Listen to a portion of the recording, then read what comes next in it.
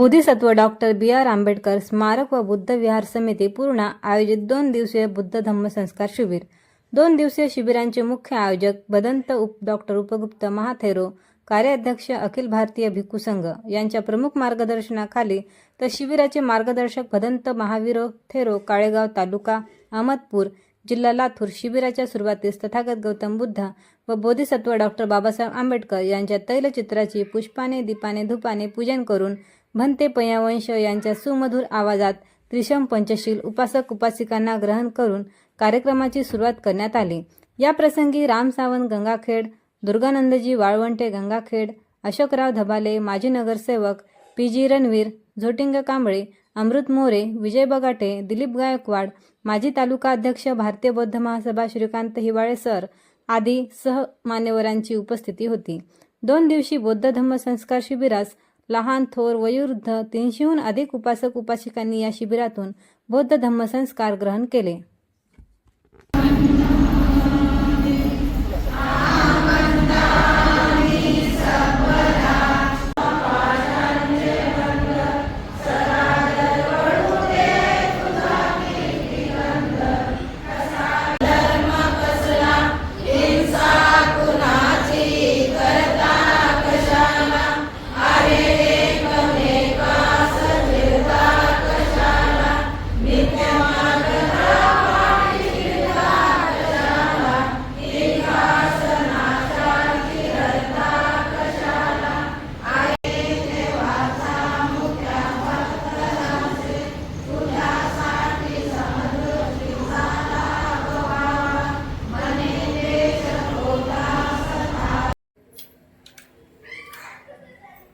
आणि त्यांना कळत असतं।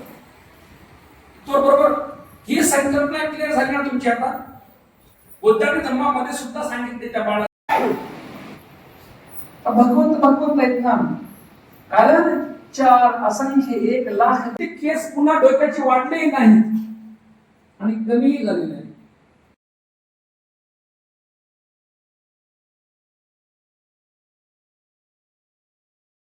Doctor B R. आंबेडकर स्मारक व बुद्ध विहार समिती पूर्णा यांच्या वतीनं पूजनीय भदंत गुप्तजी महास्थवीर यांनी 2 दिवसीय धम्मसंस्कार शिबिराचं आयोजन या ठिकाणी केलेलं होतं।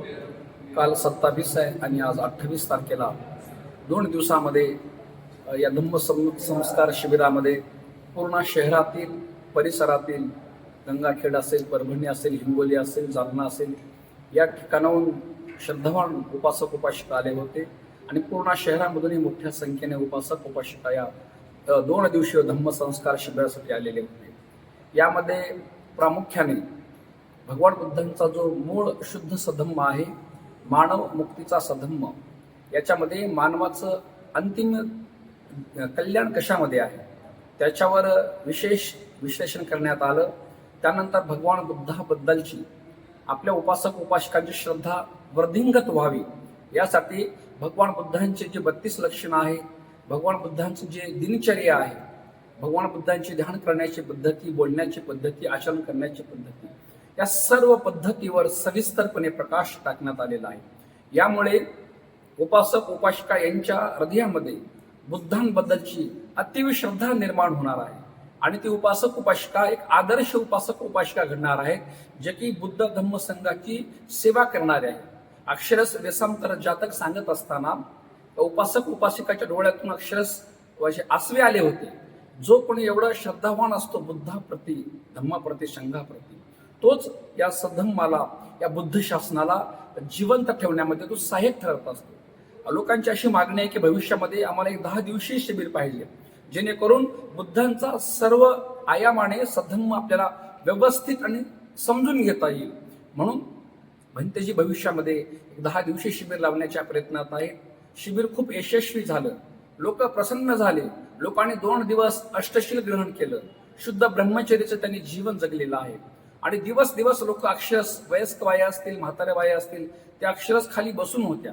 शांत चित्ताने ऐकून त्यांनी हे शिबिर सफल केलेलं आहे।